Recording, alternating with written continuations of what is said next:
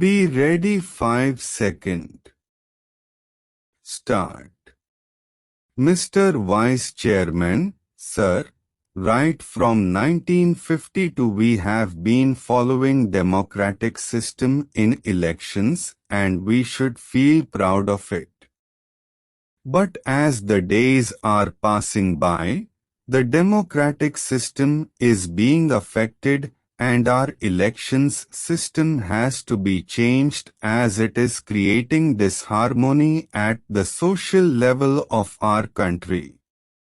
Every one of you will agree with me and feel that the existing election laws need to be amended. But the question is in what ways these laws are to be amended. On this, different political parties have different opinions.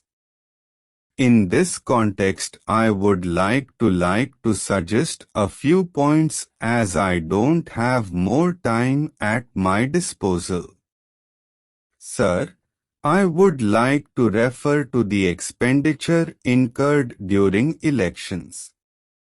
There are incidents where a single candidate contesting from a parliamentary constituency spent more than ₹1 crore. The election wave is spreading and so is the expenditure.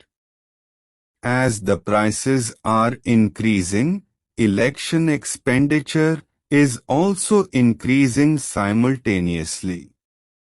But as per the notification issued in 1984, the Election Commission had fixed a ceiling of ₹1,50,000 as election expenses for each parliamentary constituency and ₹50,000 for each assembly constituency, and if this ceiling is crossed, it becomes illegal and the elections are countermanded. At present, the Election Commission is following this system. But I don't think it is a very practical since it cannot be effective.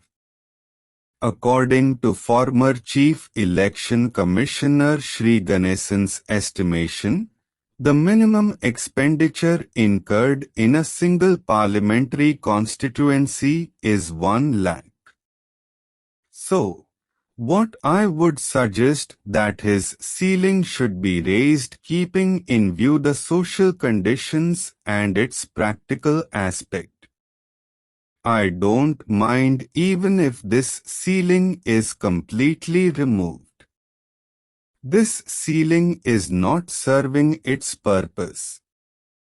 The figures of expenditure are always shown below the ceiling, whereas in actual practice it may be much higher.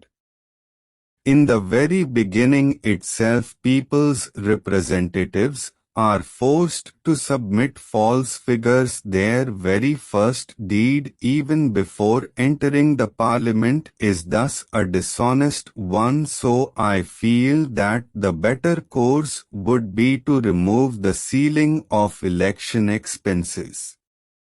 If it is not possible, it should be at least be raised. Sir, my second suggestion is that it is better if government itself bears the election expenditure. This suggestion has been accepted by many political parties. At the same time, this is also opposed by some people who say that it will not reduce the election expenditure and will be an additional burden on the government exchequer. In Europe, in some countries like Germany, France, and also in Japan, this state funding system has been successfully implemented, but in my opinion, instead of giving it in cash, it can be paid in kind. For example, in the form of voters' slips, election propaganda material, posters of public address system for election meetings. This again should be made available only to the recognized political parties. Sir, in our country there are many social, cultural, economic and geographical differences. The present system is not representing the people's wishes directly either in Parliament or in the State Assembly. Sometimes the party securing 40% votes is getting 70% seats, and sometimes the party securing 40% votes is not getting even 20% seats. We are witnessing this in many parliamentary elections and assembly elections. So the present system is defective.